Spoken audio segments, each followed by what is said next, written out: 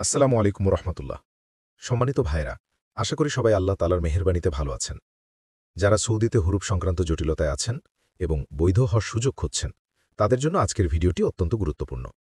বর্তমানে সৌদিতে হুরুপ কেটে বৈধ হওয়ার একটি সুযোগ চলছে, তবে এই প্রক্রিয়ায় প্রতারিত হওয়া থেকে বাঁচতে কিছু গুরুত্বপূর্ণ বিষয় জানা থাকা অত্যন্ত জরুরি। আজ আমরা হুরুপ কাটার সম্পূর্ণ প্রক্রিয়াটি ধাপে ধাপে আলোচনা করব ইনশাল্লাহ। ভিডিওটি শেষ পর্যন্ত দেখুন যেন সঠিক তথ্য পেতে পারেন। ১. সৌদিতে প্রবেশের তারিখ। হুরুপ কাটার জন্য আপনার সৌদিতে প্রবেশের তারিখ থেকে ন্যূনতম ৩৬৫ দিন পূর্ণ হতে হবে। হুরুপ ইস্যু হওয়ার তারিখ এখানে বিবেচ্য নয়। মূল বিষয় হল আপনি যেদিন সৌদিতে প্রবেশ করেছেন সেদিন থেকে ১ বছর পূর্ণ হয়েছে কিনা। ২. ইকামা নম্বর। আপনার একটি বৈধ ইকামা নম্বর থাকা প্রয়োজন। যারা পাসপোর্ট নম্বরের উপর হুরুপ পেয়েছেন তাদের জন্য এই মুহূর্তে হুরুপ কেটে বৈধ হওয়ার কোনো সুযোগ নেই।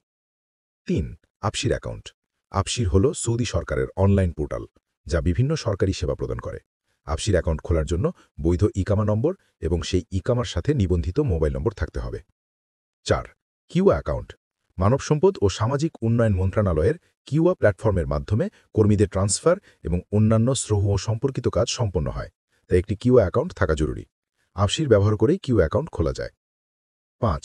নতুন কফিল। হুরুপ কেটে বৈধ হতে চাইলে সাধারণত নতুন কফিলের অধীনে ট্রান্সফার হতে হবে। আগের কফিলের অধীনে বৈধ হওয়া সম্ভব নয়, তাই নতুন কফিল খুঁজে রাখা প্রক্রিয়ার একটি অপরিহার্য ধাপ। ৬. কিউয়াতে তলব গ্রহণ।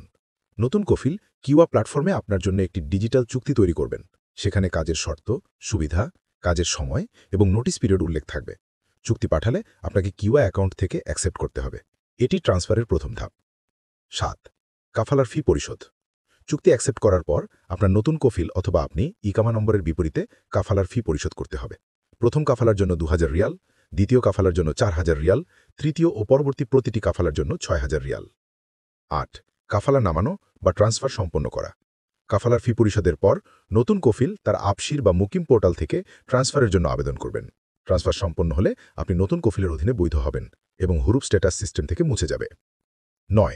স্বাস্থ্য বীমা বা মেডিকেল ইন্স্যুরেন্স। সৌদিতে ইকামা ইস্যুর জন্য স্বাস্থ্য বীমা বাধ্যতামূলক। হুরুপ কাটার পর বৈধ থাকার জন্য সক্রিয় স্বাস্থ্য বীমা করাতে হবে। ১০. জাওয়াজাত ফি পরিশোধ। এটি ইকামা ইস্যু করার প্রধান ফি। প্রতি বছরের জন্য জাওয়াজাত ফি ৬৫০ সৌদি রিয়াল। ১১. মুক্তাবাল আমেল ফি। যদি আপনার ইকামার মেয়াদ কয়েক বছর উত্তীর্ণ হয়, তবে মাক্তবাল আমেলের বকেয়া ফি কফিলের সিস্টেমে প্রদর্শিত হবে। তলব পাঠানোর সময় কফিলকে এই বকেয়া ফি সম্পর্কে জানানো হয়। ইকামা তৈরির সময় এই ফি সাধারণত পরিশোধ করতে হয় না, তবে আপনার কাজের ধরন অনুযায়ী এখানে কফিলকে কিছু ফি পরিশোধ করতে হবে, যা সাধারণত ১০০ থেকে ১৫০ রিয়ালের মতো হতে পারে। ১২. ইকামা নবায়ন। সব ধাপ সম্পন্ন হওয়ার পর আপনার কফিল জাওয়াজাত সিস্টেমে গিয়ে ইকামা নবায়নের জন্য আবেদন করবেন। আবেদন সম্পন্ন হলে নতুন ইকামা কার্ড পাবেন এবং সৌদিতে বৈধভাবে বসবাস ও কাজ করার সুযোগ পাবেন। প্রিয় ভাইয়েরা, আর কোনো কিছু জানার থাকলে আমাদেরকে কমেন্টে জানাবেন। ইনশাল্লাহ উত্তর দেওয়ার চেষ্টা করব। চ্যানেলটি সাবস্ক্রাইব এবং ভিডিওটি শেয়ার করে দিবেন। ইনশাআল্লাহ নতুন কোনো তথ্য সমৃদ্ধ ভিডিও নিয়ে আবারও আপনাদের সামনে হাজির হব। আল্লাহ আপনাদের সার্বিকভাবে ভালো রাখুন। আসসালামু আলাইকুম রহমতুল্লাহ।